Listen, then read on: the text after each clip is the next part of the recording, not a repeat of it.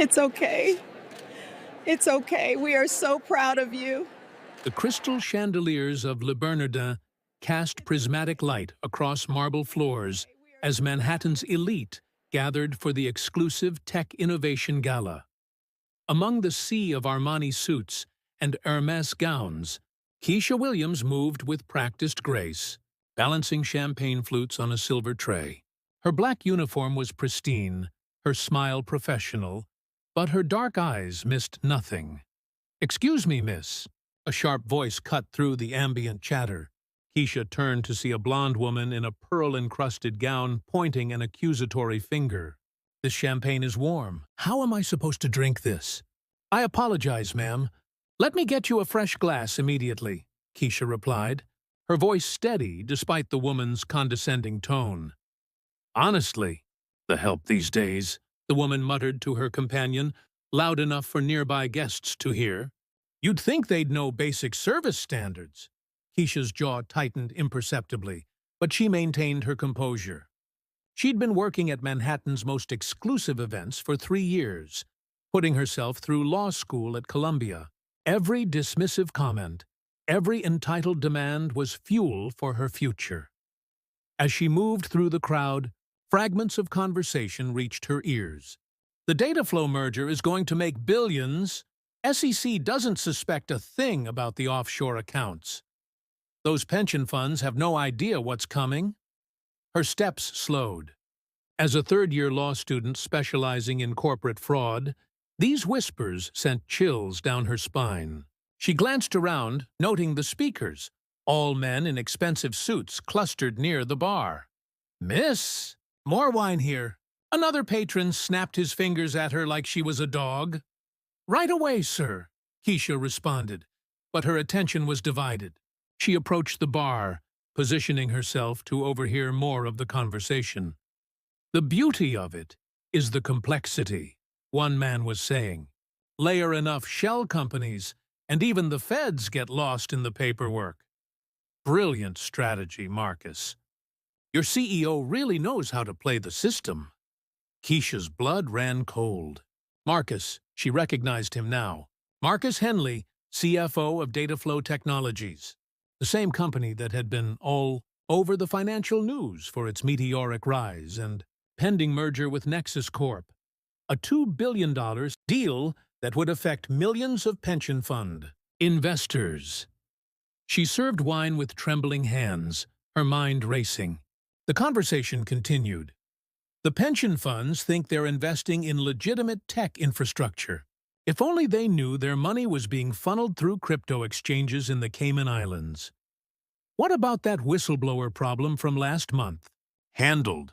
Amazing what an anonymous tip to immigration can do to silence someone." Keisha's stomach churned. She thought of her grandmother, whose teacher's pension was invested in Dataflow, of the countless retirees who trusted their life savings to what they believed was a legitimate company. "Excuse me, waitress."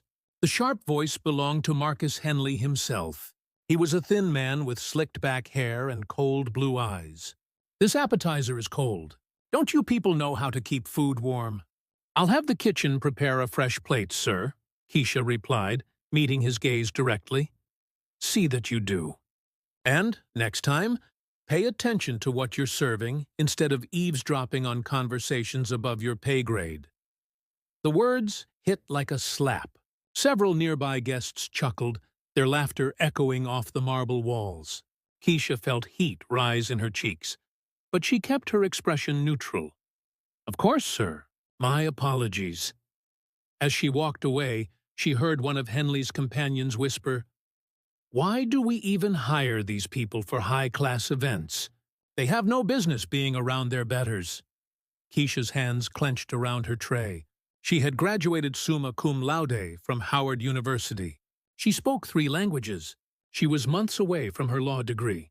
But to these people she was invisible, just another black face in a service uniform. The irony wasn't lost on her. Their dismissal of her as just the help had allowed her to overhear details of what sounded like one of the largest corporate fraud schemes in recent history. details that could save millions of ordinary Americans from financial ruin. She retreated to a quiet corner near the kitchen, her mind spinning. The legal implications were staggering: securities fraud, investor manipulation, international money laundering. The charges could put these men away for decades. But who would believe a waitress? Even with her legal knowledge, she was nobody to these people. She had no proof, no evidence except overheard conversations that could be dismissed as misunderstanding. Her phone buzzed with a text from her study group partner. "Ready for tomorrow's securities law exam?" Professor Chen said the pension fund case studies are crucial. Suddenly, an idea began to form. Professor Chen had connections at the SEC.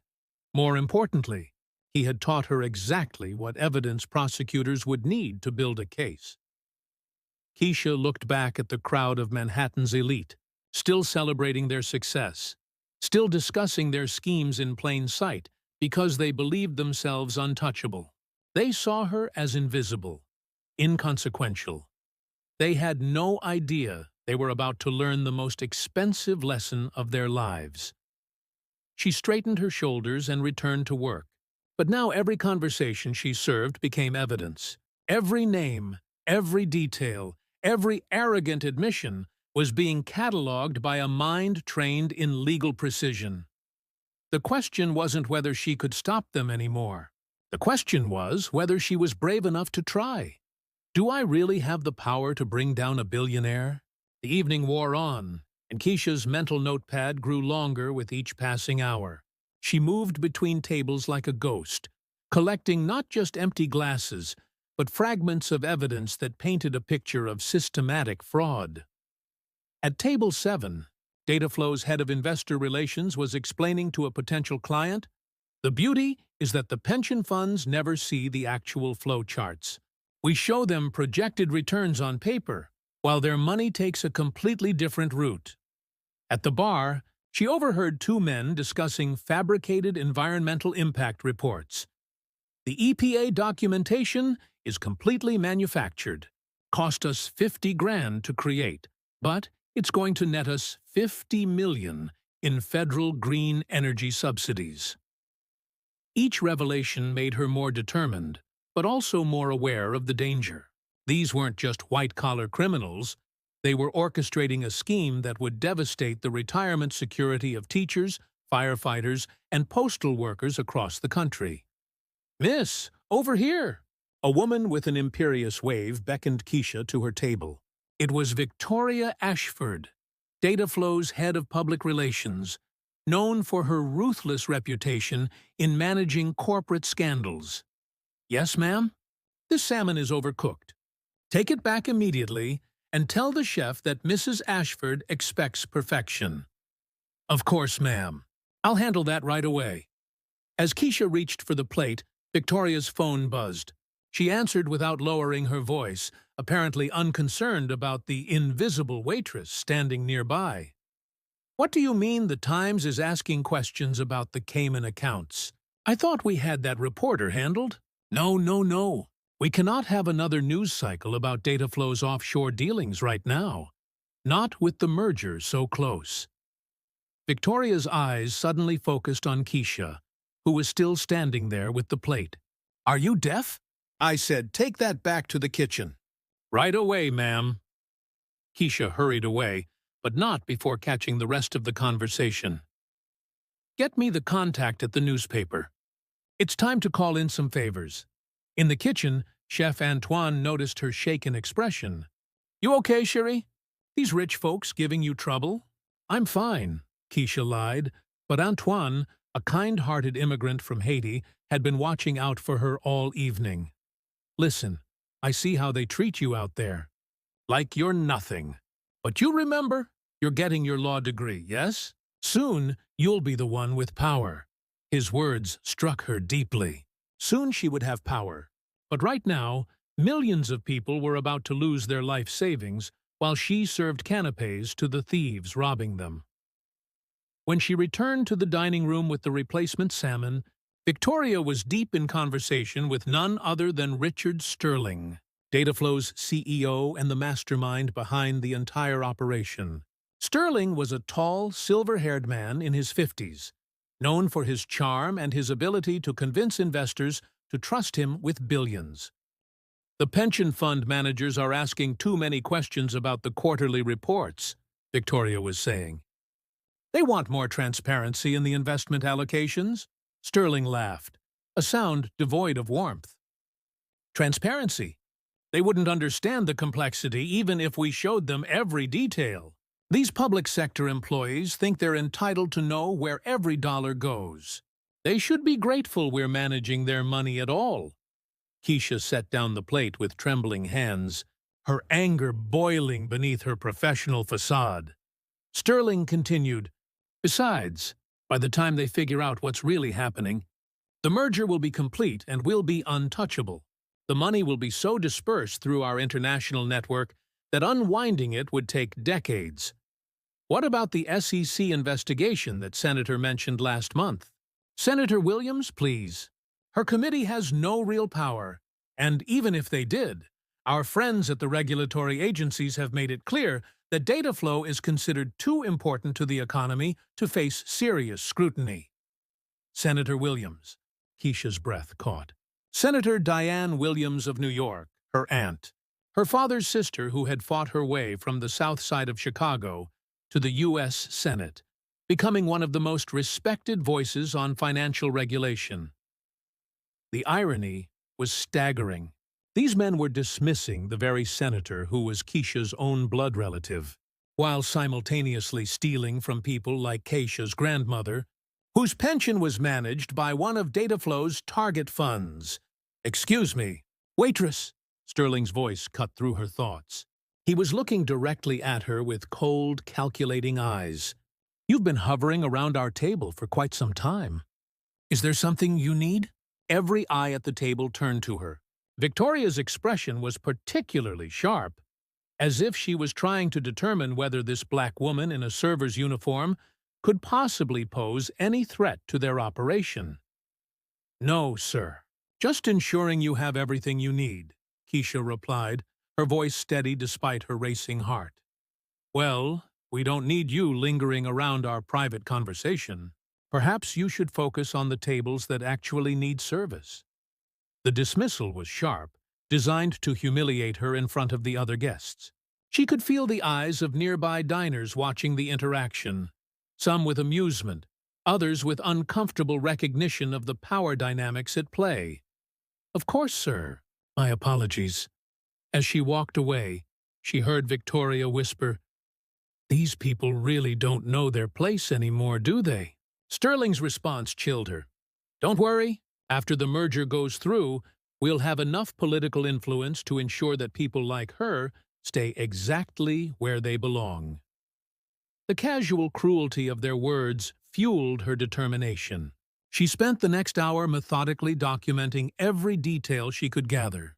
Names, dates, account numbers mentioned in passing, references to shell companies and offshore banks. By 10 p.m., the crowd was thinning. But the core group of conspirators had moved to a private dining room for what they called final negotiations. Keisha volunteered to serve their table, knowing this was her chance to gather the most damning evidence. As she entered the private room, carrying a bottle of champagne that cost more than her monthly rent, she heard Sterling addressing the group. "Gentlemen, ladies, tomorrow we execute the final phase. The pension fund transfers will be complete by noon, and by evening, $2 billion will be safely distributed across our network, where no regulator can touch it." The room erupted in satisfied murmurs and congratulations. Keisha poured champagne with steady hands while her mind raced. Tomorrow. They were going to complete the theft tomorrow.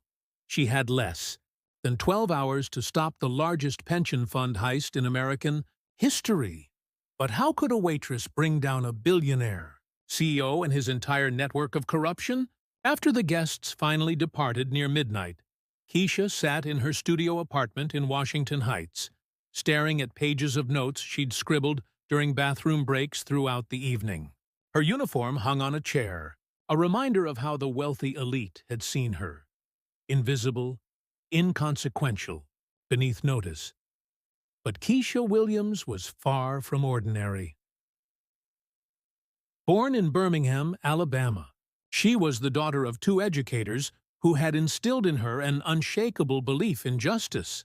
Her father, James Williams, taught high school history and had been one of the first black teachers integrated into a previously all-white school in 1971. Her mother, Grace, was a librarian who had fought to ensure equal access to books and resources for children in underserved communities. The Williams family understood struggle intimately. When Keisha was 12, her father had been wrongfully terminated from his teaching position after he refused to water down his lessons about civil rights history. The school board claimed budget cuts, but everyone knew the real reason. He had been too vocal about systemic inequities in the education system. For 2 years, the family had scraped by on her mother's library salary while her father fought the termination through legal channels. Keisha had watched her parents choose between groceries and legal fees, had seen her father's proud shoulders bend under the weight of injustice. But she had also seen him refuse to give up. The case had eventually been settled, with her father winning reinstatement and back pay. But the experience had left an indelible mark on young Keisha. She had seen how the powerful could destroy ordinary people's lives with impunity. And she had also seen how the law, when properly wielded, could be a weapon for justice. That was why she had sacrificed everything to attend Howard University, graduating summa cum laude with a degree in political science before securing a spot at Columbia Law School. Every night she worked as a server at elite Manhattan events. Every condescending comment she endured. Every moment she felt invisible. It all fed her determination to become powerful enough to fight for people who had no voice. Her grandmother, Mama Rose, had been her inspiration through it all.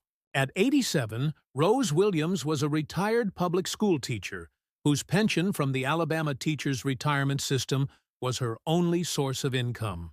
3 months ago, Mama Rose had proudly told Keisha that her pension fund had made a major investment in something called data flow technologies, which promised strong returns for retirees. They said it's going to secure our future. Baby girl, Mama Rose had said during their weekly phone call. Finally, after 40 years of teaching, I might have enough to help you with those law school loans.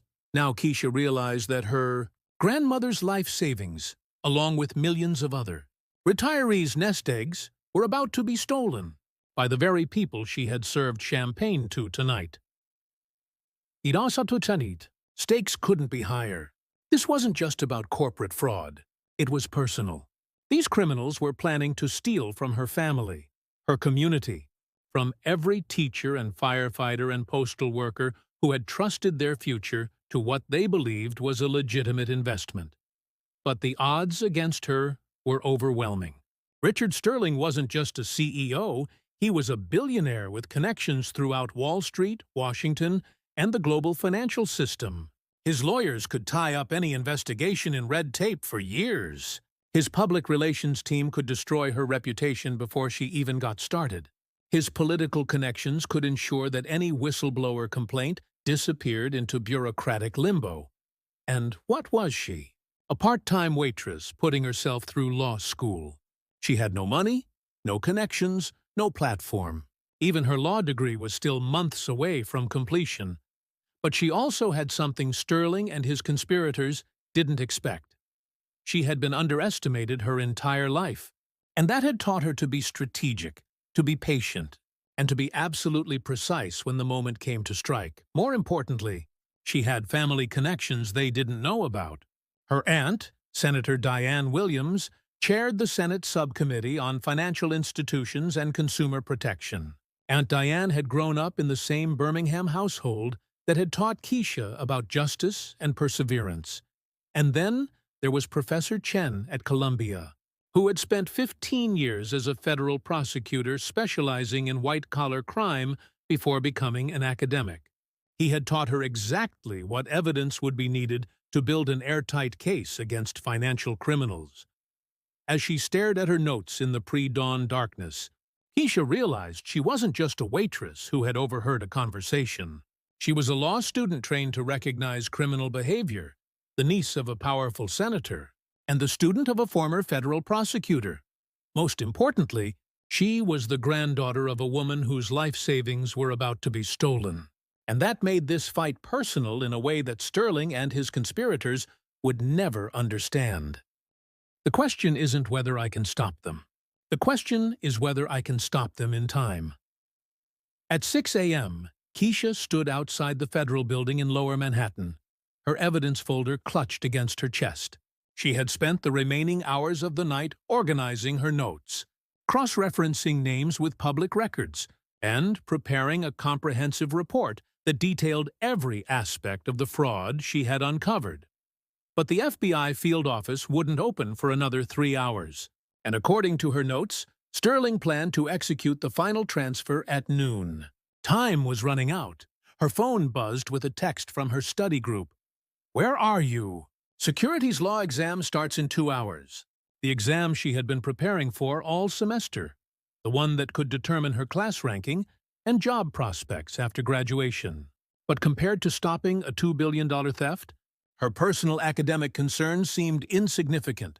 Instead of heading to campus, she dialed her Aunt Diane's office. "Senator Williams's office. This is Patricia speaking. This is Keisha Williams, the senator's niece. I need to speak with her immediately about a federal crime in progress." "I'm sorry, but the senator is in committee hearings all morning. I can schedule you for—" "Patricia, this can't wait.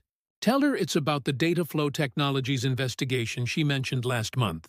Tell her they're stealing pension funds today." A pause. "Hold on." 2 minutes later, Senator Diane Williams's familiar voice came through the phone. "Keisha? What's this about data flow?" Keisha quickly outlined everything she had overheard. Every detail about the planned transfers, the offshore accounts, the manufactured documents. Her aunt listened without interruption. "Baby girl, these are serious allegations. Do you understand what you're saying? I understand that in 6 hours, Richard Sterling is going to steal $2 billion from teachers' and firefighters' pension funds, including Mama Rose's." A sharp intake of breath. "Your grandmother's pension is invested with data flow?" "Yes, Aunt Diane, I know how this sounds, but I have detailed notes, names, specific account information. They said all of this in front of me because they saw me as just a waitress." "Where are you right now?" "Federal building. I was going to report to the FBI. Don't move. I'm sending someone to meet you. Agent Maria Rodriguez from the Financial Crimes Unit. She's been working data flow angles for months, but hasn't been able to get enough evidence for search warrants. What you have might be the missing pieces." 20 minutes later, Agent Rodriguez arrived, a sharp-eyed Latina woman in her 40s who introduced herself with professional efficiency. They sat in a coffee shop across from the federal building while Keisha spread out her notes. Rodriguez studied the documents with growing excitement. "This matches intelligence we've been developing for months. We knew something was happening with the pension fund investments, but we couldn't prove the connection to the offshore network. Can you stop the transfers? With this information, I can get emergency injunctions within hours." "But Keisha, you need to understand something." Rodriguez's expression grew serious. "The moment we move on this, your identity as the source will become known. Richard Sterling has resources to make your life very difficult." Keisha thought of Mama Rose, of all the teachers and public servants who trusted their future to these criminals. "Agent Rodriguez, they already made my life difficult by stealing from my family. The question is whether you can stop them." Rodriguez smiled grimly. "Let's find out." By 10 a.m., they were in the FBI's Financial Crimes Unit, where Rodriguez's team was preparing for rapid action. Federal prosecutors were being briefed, judges were being contacted for emergency warrants, and international law enforcement agencies were being alerted about the overseas accounts. But at 10:30, Rodriguez received a call that changed everything. "We have a problem. she told Keisha after hanging up. Sterling moved up his timeline. The transfers started an hour ago. We may be too late. Keisha's heart sank. Had her efforts been for nothing? But there might be one chance, Rodriguez continued. Sterling is at Dataflow headquarters right now, personally overseeing the final transfers. If we can get someone inside to gather real-time evidence of the actual transfers, evidence that would be admissible in court, we might be able to stop the remaining money and freeze the accounts. What do you mean? Get someone inside? Rodriguez looked at her meaningfully. You worked that event last night. You could work another one today. I don't understand. Dataflow is hosting a merger celebration lunch at their headquarters today. Same catering company you worked for last night is providing service. You could go in as part of the serving staff. Keisha's pulse quickened. That's incredibly dangerous. Yes, it is. Sterling's team is sophisticated. If they realize what you're doing, they'll destroy the evidence and disappear into their international network. But you're also our only shot at getting inside evidence that would hold up in federal court. The weight of the decision pressed down on her. Going into Dataflow headquarters would put her directly in Sterling's crosshairs. But not going would mean watching helplessly as billions were stolen from people like her grandmother. Her phone buzzed with another text, this one from Mama Rose. Sweetie, just heard on the news that Dataflow stock is doing wonderful today. My pension fund manager says my retirement account might have grown by thousands. Isn't that exciting? Keisha closed her eyes. Her grandmother was celebrating the very crime that was about to devastate her future. I'll do it, she said. But I want something in return. What? When this is over, I want to be the one to tell Sterling that a waitress brought down his empire. Rodriguez grinned. Deal. But first, let's make sure you understand exactly what you're walking into. For the next hour, Rodriguez briefed her on surveillance techniques, evidence gathering, and emergency protocols. She would wear a wire, carry a hidden camera, and maintain constant communication with the FBI team positioned around Dataflow's headquarters. Remember, Rodriguez said, as they prepared to leave, your job is to gather evidence, not to confront them directly. Let Sterling think he's still untouchable. Let him believe his plan is working perfectly. As Keisha changed back into a server's uniform, she thought about the journey that had brought her to this moment. 24 hours ago, she had been just another law student working her way through school. Now, she was about to attempt something that seasoned federal agents had been unable to accomplish for months. But she also thought about her father, who had fought a school board and won, about her aunt, who had fought systemic inequality and risen to the U.S. Senate, about her grandmother, who had taught for 40 years and deserved to retire with dignity. Sterling and his conspirators had made one fatal mistake. They had assumed that being invisible made her powerless. They were about to learn that sometimes the most dangerous person in the room is the one nobody notices. At 11:45 a.m., Keisha walked through the gleaming lobby of Dataflow Tower, her server's uniform once again rendering her invisible to the security guards and executives rushing past. The wire taped to her chest felt heavy against her skin, and the tiny camera hidden in her name badge seemed to pulse with each heartbeat. Keisha, can you hear me? Agent Rodriguez's voice crackled softly through her earpiece. Disguised as a Bluetooth headset. Copy, she whispered, adjusting her tray of champagne glasses. The merger celebration was in full swing on the 47th floor. Through floor-to-ceiling windows, Manhattan sprawled below like a kingdom Sterling believed he ruled. The same faces from last night's gala were here, but now their conversations had an urgency that spoke to the final phases of their criminal plan. Phase 3 transfers are complete, she heard Victoria Ashford telling a group near the windows. The Cayman accounts are now holding $1.2 billion from the teachers' pension funds. Keisha's stomach clenched. Her grandmother's life savings were now sitting in illegal offshore accounts. She moved through the crowd, serving drinks while the hidden camera captured every face, every conversation. The FBI team had briefed her on specific targets. CFO Marcus Henley, who was coordinating the technical aspects, Victoria Ashford managing the cover-up, and 3 board members who had signed off on the fraudulent investment documents. "Miss, over here!" The sharp command came from a woman she hadn't seen before. Tall, blonde, with the predatory smile of someone who enjoyed wielding power over others. Her nameplate read, Jessica Chen, Director of Investor Relations. "Yes, ma'am? This champagne is flat. Don't you people know how to properly store champagne? You people." The casual racism stung, but Keisha maintained her professional demeanor. "I'll get you a fresh glass immediately." As she turned to leave, Jessica continued her conversation with a colleague. The beauty of the Alabama teachers' retirement system is their naivety. They actually thanked us for the opportunity to invest with data flow. They have no idea their money is already in crypto exchanges being laundered through Eastern European banks.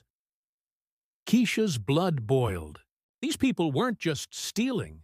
They were mocking their victims. Her earpiece crackled. "Keisha, we're getting excellent audio. Keep moving toward Sterling's office if you can." She navigated through the crowd, noting how the conspirators spoke openly about their crimes.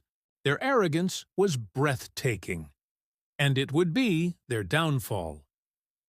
Near the executive offices, she overheard 2 men discussing the final phase. The last 800 million transfers at noon. After that, the money will be so dispersed through our network that even if the feds figure it out, recovery will be impossible. "What about that senator who's been asking questions? Senator Williams, please. She's just grandstanding for her constituents. She has no real power to stop us." Keisha nearly dropped her tray. They were discussing her aunt with the same dismissive contempt they showed everyone they considered beneath them. At exactly noon, commotion erupted from Sterling's corner office. Through the glass walls, she could see him gesturing animatedly at multiple computer screens while speaking rapidly into his phone. "Execute the final transfers now," his voice carried across the office. "I want every penny moved before close of business." The celebration continued around him, but Keisha noticed something else. Several executives were glancing nervously at their phones, their earlier confidence wavering. Then Marcus Henley burst from Sterling's office, his face pale. "We have a problem," he announced to the inner circle. The Times just published an article asking questions about Dataflow's offshore investments. The room's energy shifted immediately. Conversation stopped. Champagne glasses were set down untouched. Victoria Ashford grabbed her phone. "How is that possible? We had assurances that Story was killed. Apparently, someone leaked detailed financial documents to their investigative team," Henley replied, sweat beading on his forehead. Sterling emerged from his office, his silver hair disheveled, his usual composed demeanor cracking. "Ladies and gentlemen, we have a minor complication, but nothing that can't be managed." But Keisha could see panic in his eyes. The FBI's coordinated media strategy was working. "Sir," one of the board members approached Sterling, "perhaps we should postpone the remaining transfers until we understand the scope of—" "Absolutely not!" Sterling's voice carried an edge of desperation. "We proceed as planned. In 2 hours, this will all be academic anyway." That's when Keisha noticed something that made her heart race. Jessica Chen was staring directly at her, suspicion clear in her eyes. "Excuse me," Jessica called out loudly, addressing the room. "Has anyone else noticed that we have the same waitress here who worked the gala last night?" The room went silent. Every eye turned to Keisha, who stood frozen with her tray of champagne glasses. Sterling's gaze locked onto her like a predator identifying prey. "You're right. That is interesting. What are the odds that the same server would work 2 of our events?" Keisha's training kicked in. "Stay calm. Don't break character. The catering company often uses the same staff for repeat clients, sir. We're familiar with your preferences." But Sterling was already moving toward her, his eyes calculating. "What's your name?" "Keisha, sir. Keisha what? Her pulse hammered against the wire on her chest. Williams, sir. The name hung in the air like a bomb waiting to explode. Sterling's face went white. Williams? Victoria Ashford's voice was sharp. As in Senator Diane Williams? The room erupted in whispers. Keisha realized her cover was blown, but she also realized something else. They had just revealed their guilt by their reaction. Sterling's composure completely shattered. "Get security up here now!" he shouted. "And someone find out everything about this woman." But it was too late for damage control. In their panic, they had confirmed everything the FBI needed to know. "Keisha, get out now!" Rodriguez's voice crackled urgently in her earpiece. "We're moving in." But Sterling blocked her path to the elevator. "You're not going anywhere until we figure out exactly who you are and what you've heard." The mask had finally slipped. The billionaire CEO who had spent years presenting himself as a legitimate businessman was now revealing his true nature, a desperate criminal cornered by his own arrogance. "I'm just a waitress, sir," Keisha said quietly, but her voice carried a new authority that made several people step back. Sterling laughed bitterly. "Just a waitress who happens to be related to the senator investigating my company? I don't think so." The moment of truth had arrived. Time to show them exactly who they'd been underestimating. Sterling circled her like a shark, his earlier charm replaced by barely contained fury. "Ladies and gentlemen, it appears we have a spy in our midst. Miss Williams here has been recording our private conversations." The accusation hung heavy in the air. Security guards flanked the elevator doors. The celebration guests pressed closer, their faces a mixture of curiosity and concern. Keisha stood in the center of it all, no longer invisible, no longer underestimated. "Actually, Mr. Sterling," she said, setting down her tray with deliberate precision, "I prefer to think of it as gathering evidence." Her voice had completely changed. Gone was the deferential tone of a service worker. In its place was the confident authority of someone who had spent 3 years learning to command a courtroom. Sterling's eyes narrowed. "Evidence of what? Private business conversations?" Keisha reached up and removed her earpiece, holding it up for everyone to see. "Evidence of conspiracy to commit securities fraud, wire fraud, money laundering, and theft of pension funds totaling $2 billion. Gasps echoed around the room. Several board members instinctively stepped backward. "You have no idea what you're talking about," Victoria Ashford interjected, but her voice wavered. "Don't I?" Keisha's smile was sharp as a blade. "Let me see if I have this right, Ms. Ashford. You created shell companies in the Cayman Islands to hide the true destination of pension fund investments. You fabricated environmental impact reports to secure federal subsidies.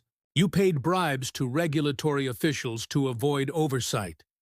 Each accusation landed like a physical blow.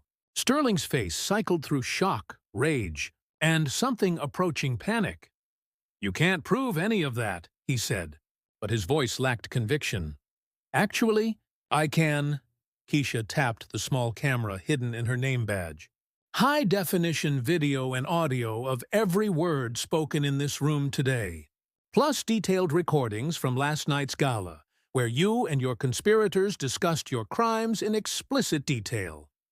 The room erupted in chaos. Board members began arguing in hushed, urgent tones. Marcus Henley was frantically typing on his phone. Jessica Chen looked like she might be sick. "You don't understand who you're dealing with." Sterling stepped closer, his voice dropping to a menacing whisper. "I have connections at every level of government. I can destroy your life with a phone call."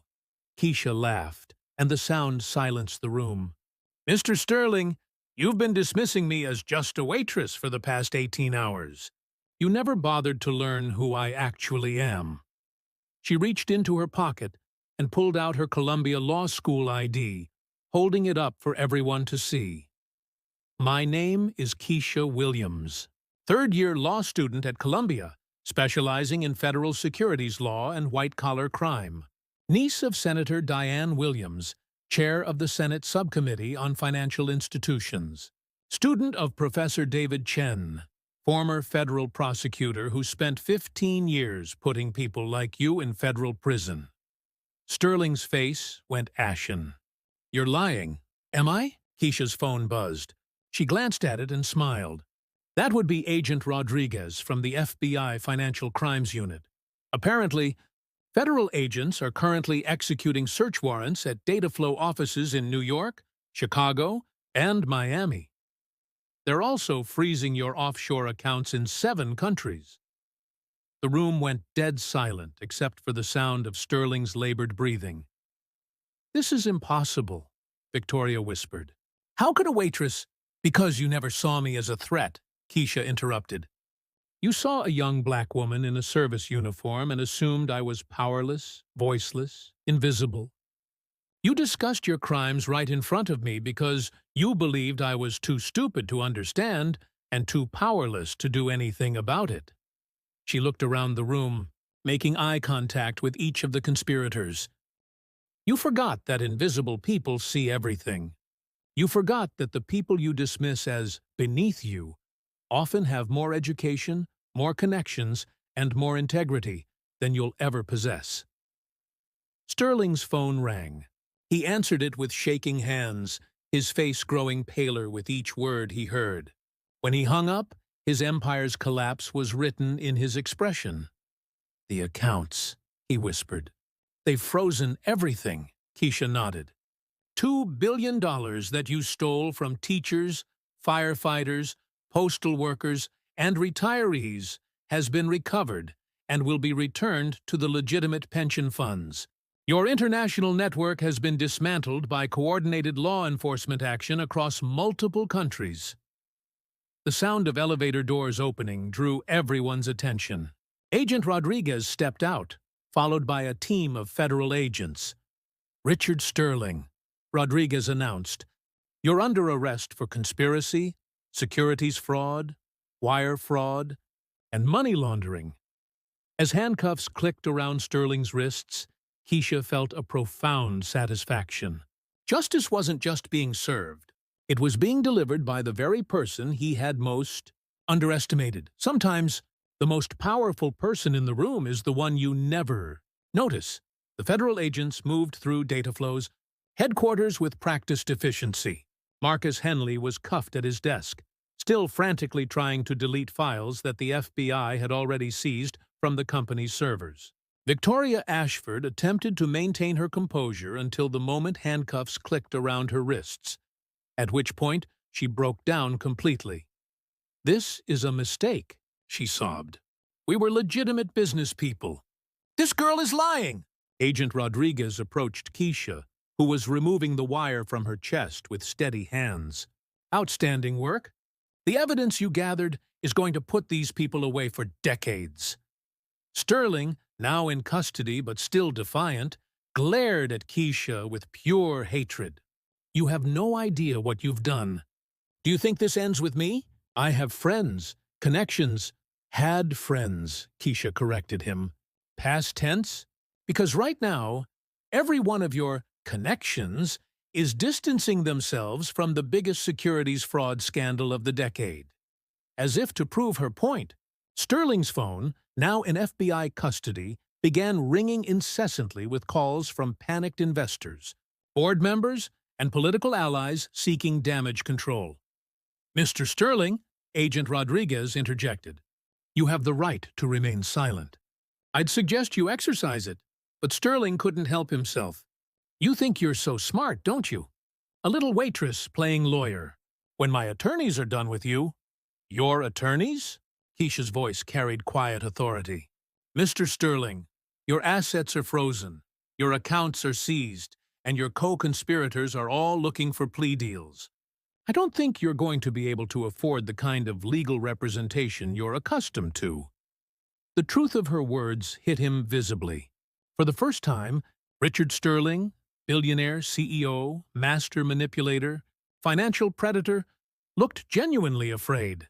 As the arrested conspirators were led away, Agent Rodriguez briefed Keisha on what would happen next. The recovered funds will be returned to the pension systems within 48 hours. Your grandmother's retirement account, along with millions of others, will be fully restored. What about the people who enabled this? The regulatory officials who were bribed? The auditors who falsified reports? That's phase 2 of the investigation. Your evidence opened the door to the entire network. We estimate at least 30 additional arrests over the next month. Keisha nodded, then asked the question that had been weighing on her. What happens to me now? Sterling wasn't wrong about having powerful enemies. Rodriguez smiled grimly. Sterling's powerful friends are now his former associates. But you're going to have some powerful protectors.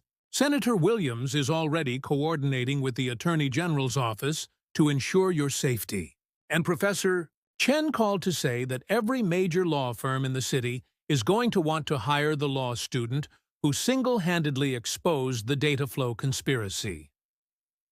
As they rode the elevator down from the 47th floor, Keisha reflected on how much had changed in just 24 hours. Yesterday, she had been struggling to pay rent while working her way through law school. Today, she was the key witness in what would become one of the most significant white-collar prosecutions in recent history. Her phone buzzed with a text from Mama Rose. "Baby girl, just saw on the news that they arrested some bad people who were trying to steal from pension funds. Thank God there are still good people looking out for us regular folks." Keisha smiled, typing back, "There sure are, Mama Rose. There sure are." The elevator doors opened onto the data flow lobby, where news crews were already gathering. As she walked past the cameras toward the exit, one reporter called out, "Miss Williams, how does it feel to bring down a billionaire?" She paused, considering the question. Then she turned to face the cameras with the poise of someone who had learned to command attention rather than avoid it. "It feels like justice," she said simply. "And it feels like proof that in America, nobody is above the law, no matter how rich, how connected, or how powerful they think they are." 6 months later, the courtroom was packed as Judge Patricia Morrison delivered the final sentences in United States v. Sterling et al. Richard Sterling received 25 years in federal prison and was ordered to pay $50 million in restitution. Marcus Henley got 15 years. Victoria Ashford received 12 years, with the judge noting her callous disregard for the elderly victims whose life savings she helped steal. Keisha sat in the gallery, wearing a new Navy suit, her Columbia Law degree diploma freshly framed on her apartment wall. She had graduated summa cum laude and accepted a position with the Southern District of New York's Public Integrity Unit, specializing in white-collar prosecutions. The data flow case had sparked nationwide reforms in pension fund oversight and resulted in the creation of new whistleblower protection programs. Keisha had been invited to testify before Congress, consulted on new legislation, and featured on the cover of Time magazine as one of their People of the Year. But the moment that meant the most came afterward, in the courthouse hallway, when Mama Rose, now 88 and still sharp as a tack, pulled her into a fierce hug.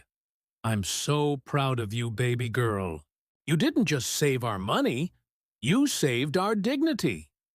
That evening, at a celebration dinner with her family, Aunt Diane raised a toast to Keisha, who proved that the most dangerous person in the room is often the one you underestimate. As they clinked glasses, Keisha reflected on the journey from invisible waitress to federal prosecutor. She had learned that true power wasn't about wealth or connections. It was about having the courage to stand up for what's right, even when the odds seemed impossible. Sometimes justice flies at 30,000 feet, and sometimes it's served by a waitress. Subscribe for more incredible true stories of justice and redemption. Hit that like button if this story of a brilliant woman outsmarting billionaire fraudsters inspired you. Comment below, what would you have done in Keisha's situation? Would you have risked everything to expose the truth? Subscribe and ring the notification bell for daily stories of underdogs defeating corrupt systems. ordinary people achieving extraordinary justice, and proof that integrity always wins in the end. Share this video with anyone who needs to remember that no one is powerless when they stand for truth.